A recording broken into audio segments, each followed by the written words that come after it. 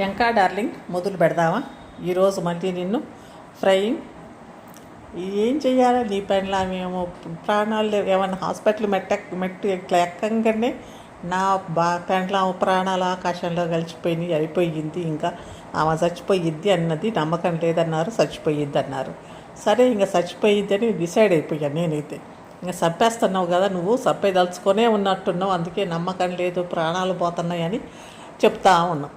ఇంకా నువ్వు డిసైడ్ అయిపోయాక ఇంక మేమెందుకు అందరూ కూడా ఎందుకు ఇది చేయటం, అట్లా ఇట్లా అని.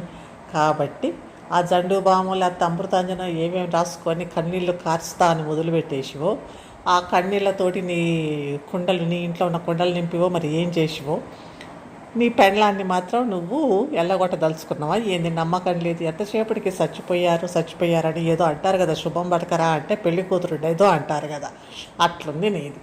ఎంతసేపటికి హాస్పిటల్, ఇల్లు, హాస్పిటల్ అంటాం. హాస్పిటల్ అయితే చూపించాం. ఆ హాస్పిటల్ ఏ హాస్పిటల్ పేరు కూడా చెప్పు.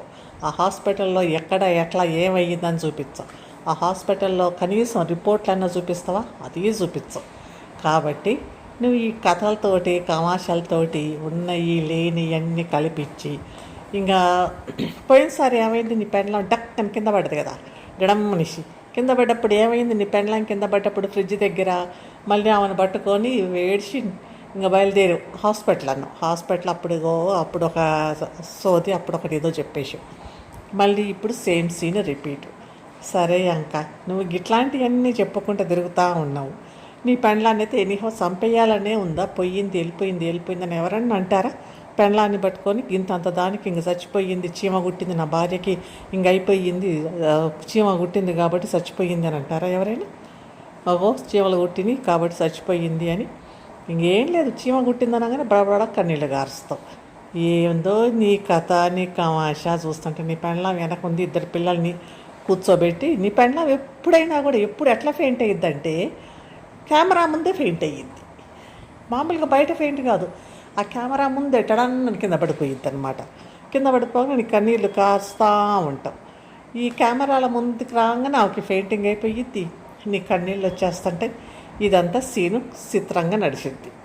ఇంకా ఇది చూసి ఇదేంటి అని అంటే, మమ్మల్ని గట్లా అంటారు, మాకు గదే శాతం అవుతుంది అంట.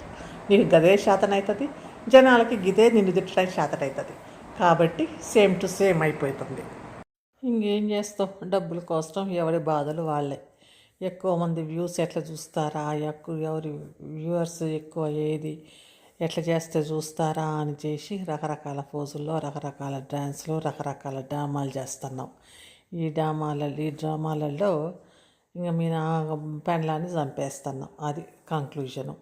మరి నీ పెండ్లాన్ని చంపేస్తుంటూ ప్రాణం పోయింది ఎందుకురా? అట్లాంటి తమ్నేళ్ళు ప్రాణం పోయింది, అయిపోయింది, ఇంకా నమ్మకం లేదన్నారు అంటే ఎందుకు అన్ని అట్లాంటివి తమ్నేళ్ళు పెట్టడం? నమ్మకం లేదు, అట్లా బాగాలేదు, అది ఇది అని ఏమన్నా ఉంటే వేరే వాటి మీద చెయ్యి. ఇంకా వంట ఛానల్ చేస్తానికి మరి వంట అంత సామాన్ తీసుకొచ్చి కూర్చొని చేయాలంటే ఏమన్నా కాస్ట్లీ డబ్బులు ఎక్కువవుతున్నాయో మరి ఏమవుతుందో. కానీ ఇంక ఏడుపుతోటే ఎక్కువ వస్తూనే ఉన్నాయి కదా, దీన్నే కంటిన్యూ చేసేద్దాం. వ్యూయర్స్ వస్తూనే ఉన్నారు కదా, ఈ సింపతితోటి అంటే సానుభూతితోటి వ్యూస్ అంటే అది మంచిది కాదు. ఊరికి సానుభూతి, నిందేదో అయిపోతున్నావు అంటే ఏమైపోతున్నావు? పెండ్లాము అవును రాయాక అందరూ పిల్లల్ని కన్నోళ్ళు, అందరూ ఎవరికి లేవు కమల పిల్లలు లేరు, అందరూ కమల పిల్లలు కన్నోళ్ళు కూడా ఉన్నారు. అందరూ మామూలుగా 2-3 పిల్లల్ని కానీ చాలా మందిని కన్నోళ్ళు కూడా బాగానే అందరూ ఆరోగ్యంగా తిరుగుతారు. కానీ నీ పెండ్లాన్ని మాత్రం నువ్వు ఒక సున్నితమైన మనిషి కాబట్టి ఆ సున్నితమైన మనిషి ఒక్కటే కన్నది 2 పిల్లల్ని, ప్రపంచంలో ఎవరు కనలేదు పిల్లల్ని అన్నట్టుగా బిల్డప్. నీ బిల్డప్ ఇచ్చుకుంటే ఇంకా ఏందో ఇట్లా అయిపోగానే, ఇట్లా కడుపు ఇట్లా పట్టుకోగానే అయ్యో ఏమో అయిపోయింది అన్నట్టు ఆ సోకు. ఏందది? ఎవరు కనలేదా పిల్లల్ని? ఎవరు సంసారాలు చేయలే, ఎవరు కనలే, మీరు ఒకటే సంసారం చేసినట్టుగా నువ్వు ఒకటే కన్నట్టుగా బిల్డప్ ఇస్తావు. ఆ ఒక్కటే కన్నది, ఆ పొట్టలోంచి మాత్రమే వచ్చారు పిల్లలు, ఎవరి పొట్టల్లోంచి, ఏ ఆడవాళ్ళ పొట్టల్లోంచి పిల్లలు రాలేదా? ఇట్లా చేసి వెంటనే అయ్యో ఇట్లయిపోయింది అట్లయిపోయింది అనుకుంటా ఒక కథ కామాష చెప్తా ఉంటుంది. ఈ కామాషతోటి పిచ్చోళ్ళని చేస్తే వ్యూస్ మాత్రం బాగానే పోలో అనుకుంటూ వస్తున్నాయి కానీ మంచిగా మాట్లాడే వాళ్ళకి మాత్రం వ్యూస్ రావట్లేదు. మరి అది ఎందుకో ఏమో, మరి మంచిగా జెన్యూన్ అంటే ఏమంటారు, నిజాయితీగా ఇది తప్పు అని మాట్లాడే వాళ్ళకి వ్యూస్ తక్కువ వస్తాయి. మళ్ళీ అదే కాదు, వ్యూస్ వాళ్ళే కాదు, మళ్ళీ నిజాయితీగా నిన్ను ఇది అంత తప్పు, ఇది ఇట్లా చేస్తాడు అని అంటే వాళ్ళకి తక్కువే వస్తాయి వ్యూస్. ఏదో అంత ఓల్డ్ కాలిక్ స్టోరీలు చెప్పి కథలు చెప్పే వాళ్ళకి వ్యూస్ బాగా వస్తాయి. వాళ్ళ మాటలు కూడా వాళ్ళ మాటలు నమ్ముతారు. గిట్లుంది లోకం పోకడ. ఇట్లా నేను డీమార్ట్కి వచ్చిన అన్నమాట. డీమార్ట్లో సామాన్ తీసుకుంటున్నా. ఇంకా సామాన్ ఏదో తీసుకుంటా, అంతే ఎంకడ నేర్చుకుందామని ఇంత వీడియో తీసి ఆ ఎంకడికి అవసరం ఉంటుందిలే, ఊరికే నా ఫేస్ ఏముందిలే చూపించేది అని. ఇంకా ఫేస్ చూపించి ఇవన్నీ ఎందుకులే చేసేది, ఎందుకు ఏం అవసరం, ఫేస్ చూపించి వ్యూస్ ఎందుకులే అనేసి ఫేస్ చూపించకుండానే మొదలుపెట్టా. కానీ పర్వాలేదు, బాగానే చూస్తున్నారు. ఎంకడలాగా ఏడవట్లేదు. ఏడవకుండా చేస్తున్నా, అయినా కూడా పర్వాలేదు, వస్తున్నారు 1 by 1. అయితే ఇప్పుడు ఈ ఎంకడి గురించి యూట్యూబ్లో కొంతమంది తిడుతున్నారంటారు, కొంతమంది ఎట్లా మంచిగా తిట్టాలి, మంచిగా ఉండాలి, తిట్టకూడదు, మంచిగా ఉండాలి అంటే వాడు అర్థం లేని శోకాలు పెడతంటే ఎందుకు తిట్టరు? అర్థం లేని శోకాలు ఊరికనే పెడితే ఎవరికైనా ఏంది చికాగా, ఎవరైనా ఏంది ఇట్లా చేస్తున్నారు అంటారు. చూడండి, డీమార్ట్లో పెద్ద లైన్లు ఉంటాయి.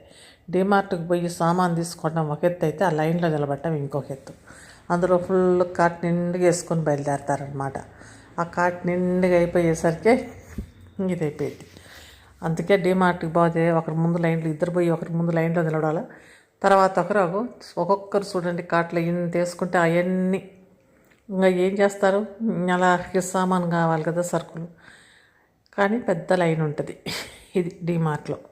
ఒక్కోసారి అందుకనే నేను డీమార్ట్కి కాకుండా స్టార్కు అట్లా పోతా, రత్నదీప్కి, ఎందుకంటే ఆడ లైన్ తక్కువ ఉంటుంది. ఒక్క వాళ్ళ పోయి ఏదో ఒకటి తీసుకొని వచ్చేసేయచ్చు కదా. డీమార్ట్ అయితే లైన్లో పెద్ద లైన్ ఉంటుంది, క్యూ ఉంటుంది. ఏమో ఒక 2 రూపాయలు ఎక్కువ ఉంటుంది ఏమో. రత్నదీప్ స్టార్ అయితే ఏం లేదు, కూరగాయలు కూడా తీసుకొని వచ్చేస్తాం అన్నమాట. అందుకనే కానీ ఒకసారి మొన్న స్టార్లోనే తక్కువ ధర ఉంది డీమార్ట్ కంటే. ఏది హ్యాండ్ వాష్ తీసుకుంటే డీమార్ట్ కంటే స్టారే తక్కువ ఉంది. పల్లీలు కూడా డీమార్ట్లో కంటే స్టార్లో తక్కువ ఉన్నాయి, మళ్ళీ మంచిగా ఉన్నాయి పల్లీలు. డీమార్ట్లో పాత పల్లీ వస్తుంది, పాతవి ఉన్నాయి డీమార్ట్ పల్లీలు. స్టార్లోనేమో కొత్త పల్లీ ఉంది. అంత పల్లీలనే కొత్తగా ఉంది. పప్పు కూడా బాగుంది, పెద్దగా ఉంది పప్పు కొద్దిగా స్టార్ సూపర్ మార్కెట్లో. అది ఓకే. ఇంకా ఈ స్టారు ఇది వదిలేస్తే ఇంకా ఎంకడి దగ్గర మ్యాటరు ఏమీ లేదు. అందుకని ఈరోజు 2 పిల్లల్ని ముందు పెట్టుకొని కూర్చొని అట్లుందన్నారు, ఇట్లా అన్నారు, అట్లా అన్నారు అని